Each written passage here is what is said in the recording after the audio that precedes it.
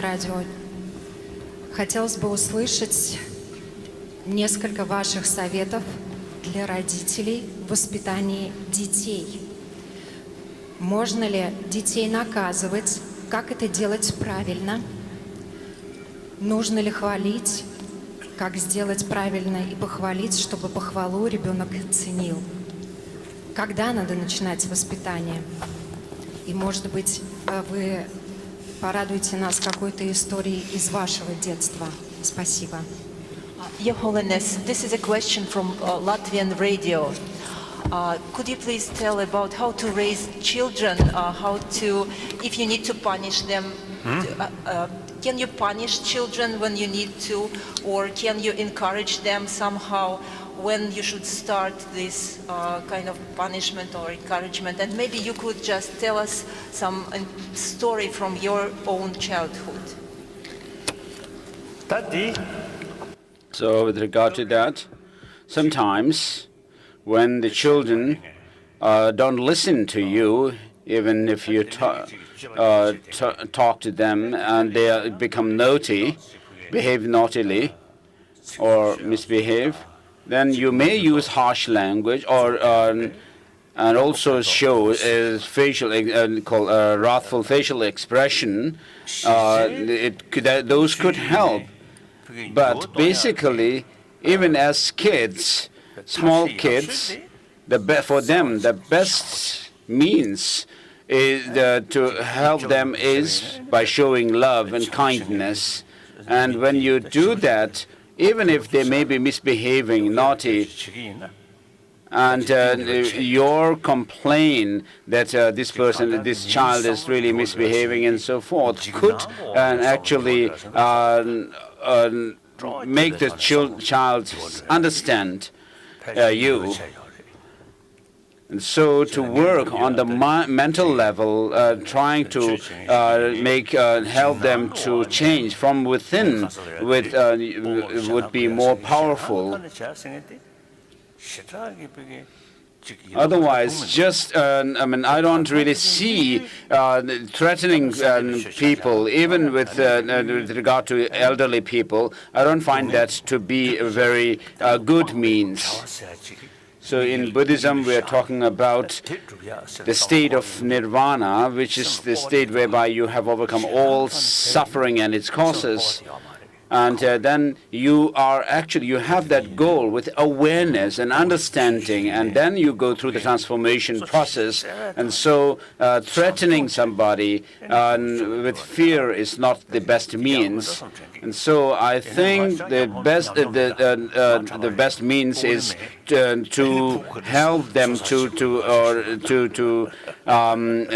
care about the children with love and kindness. But basically, I'm a monk and I have no experience of rearing children. Следующий вопрос. Здравствуйте, Ваше Святейшество. Я работаю органисткой в христианском храме, и меня очень вдохновляет идея межконфессионального диалога, а также диалога музыкальных культур Востока и Запада. Например, мне было бы очень интересно исполнить на органе мантры. Интересна ли вам эта идея? И второй мой главный вопрос: написано ли о воспитательной роли музыки в буддийских философских текстах? Спасибо. Tukje. Your Holiness, this is a question from a musician. She is playing music in the Christian church, and she says that she is very inspired by the interreligious dialogue, and she would like to play some Buddhist mantras on the organ.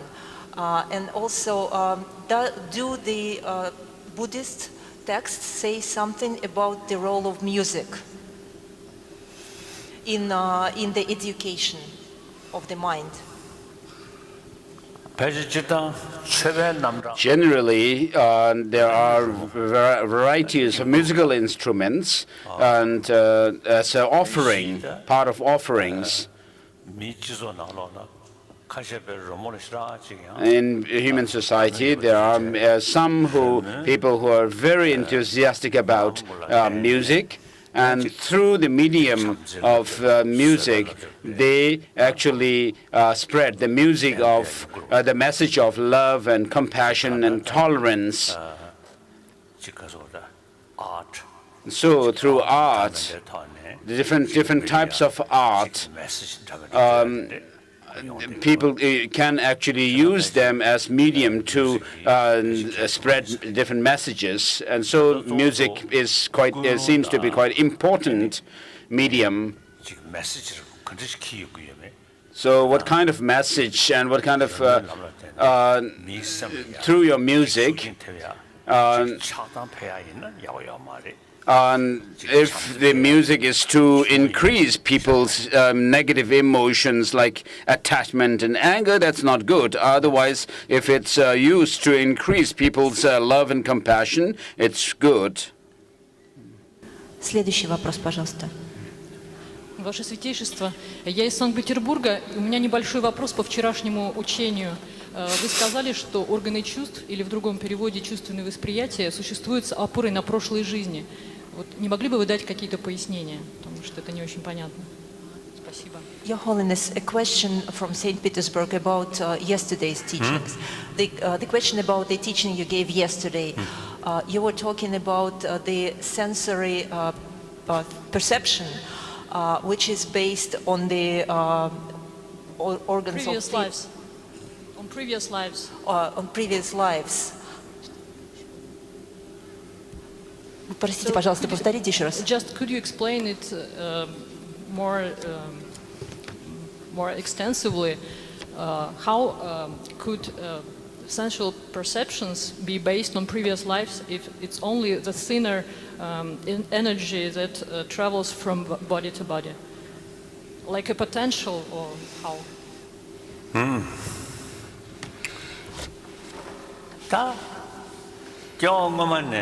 So from the past life to this life, and from this life to the next, what continues or joins from one life to the next is not the sensorial perceptions. Sensory perceptions, of course, it is mentioned in the Brahmana Vartika how the sensory faculties continue, the continuity of that goes, but mainly past and future lives have to be explained on the basis of the mind, and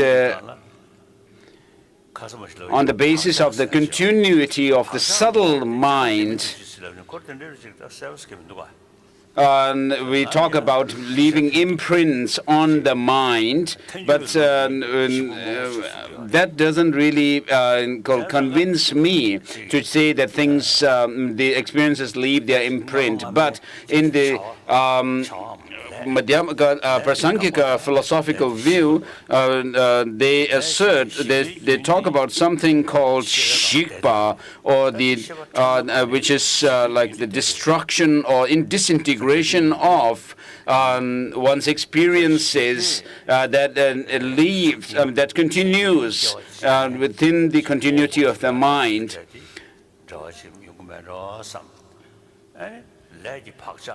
And so I think that because of this disintegration or ceasing of one's experiences of karma, I think we could actually think about the past experiences, talking about past experiences on the basis of that phenomenon called disintegration of our karma and so forth.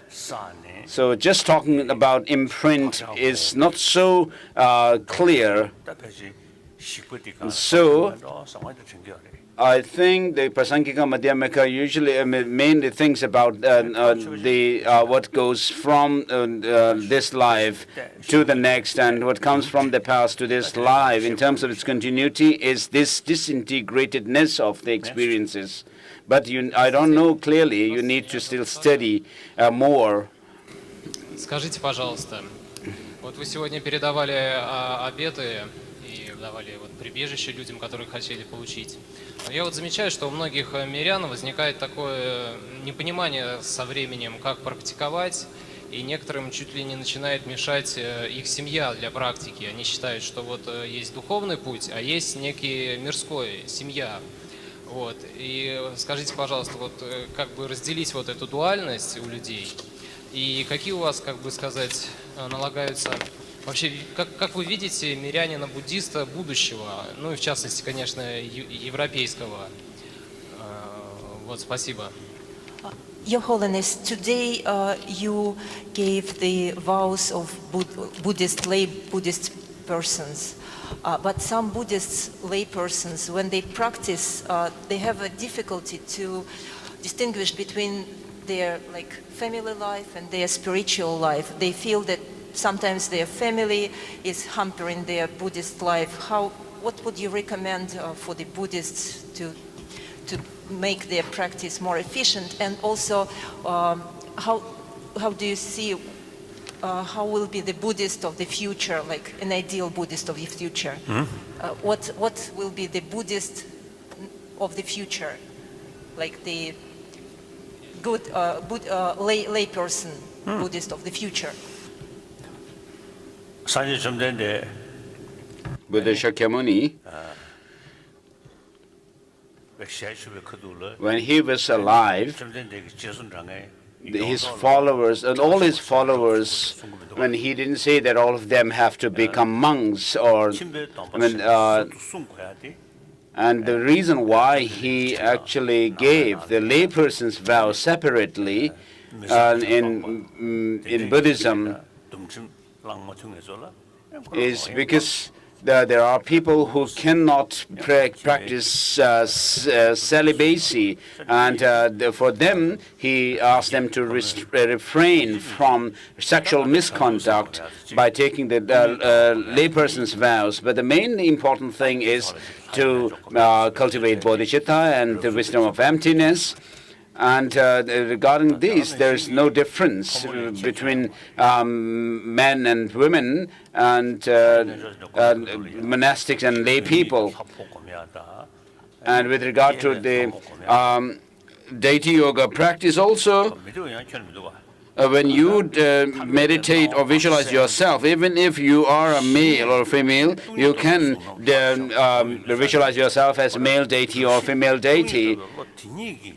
Because what happens in this meditation is that you dissolve into emptiness first, and from within that state of emptiness, your mind arises into this deity, and therefore you are not thinking about this ordinary body that you have as becoming, and therefore a deity as such, and therefore all these practices can be done by both men and women.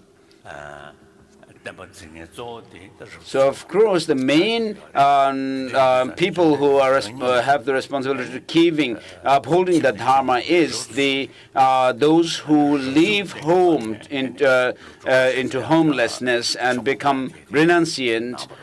And the Buddha himself went through that process of leaving home and becoming homeless. And therefore, it is to show the significance of the practice, the significance of this kind of way of life for the practice of the Dharma. But the Buddha never said that you have to be a monk or nun. And so, even as lay people, you need to survive. And therefore, the Buddha actually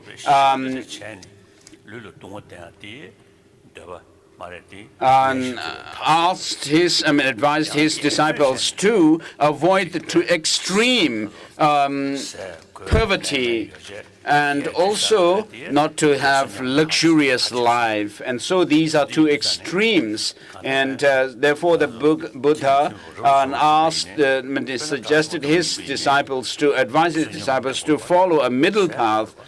And even as monks and nuns, we have to survive and sustain our body with food.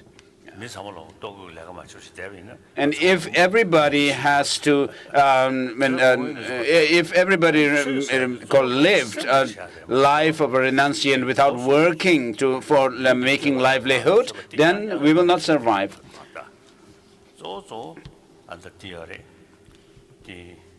So the main practice of Buddhism, so with regard to the practice of Dharma, there is the mention of doing Dharma, spiritual practice by using our bodily expressions and then using our speech and then the mind. And so, regarding the practice of Buddhism, it has mainly to do with your mind. While living as a householder, if you could keep up with your practice of bodhicitta, meditation of emptiness, and deity yoga practice, you can continue your married life with your householder's life. Здравствуйте, меня зовут Сергей Базаров. Я из Санкт-Петербурга. Я занимаюсь оздоровлением людей через специальный монгольский массаж. У меня вопрос такой. Почему буддийский Афганистан стал мусульманским? Спасибо. The question, why the Buddhist Afghanistan became Muslim country? That's, I think, about history. So in, I think, 7th century, 8th century, I think even before, maybe 5th, 6th century, so the Silk Road, the connection, China and India, except some through boat, otherwise you see the Silk Road. I have to speak in Tibetan. So it's not only Afghanistan, but the Silk Route, the places that actually fell on the Silk Route, Buddhism has spread in that region, including Uzbekistan, Kazakhstan, and Afghanistan. Many of these areas and Buddhism spread there. And then with regard to Xinjiang, also in the 7th century, it seems the Buddhism spread quite strongly there. And they have some connection with the Tibetan emperors. This is mentioned in the Dunhuang documents, historical accounts. And then Takshashila, which is now in Pakistan, was once a huge learning center. Perhaps Vasubandhu and may have some connection with Takshashila. It seems he has very strong ties with it. And then Nalanda became the main Buddhist learning center. And then it later came, so this continued for several centuries, and then Vikramalashila came. And so as time passed by, in India, Nalanda monastic institution was also destroyed. And so this is how changes take place in time. So places where Buddhism spread flourished in the past. It declined in them, and then it spread to other countries where Buddhism wasn't there. And so, as Buddhism was declining, it spread from India to China, then to Tibet, and then Mongolia and Kalmykia and so forth. So this is I have once heard that there were some texts that reached Romania in the old times, and then in Kyrgyzstan also.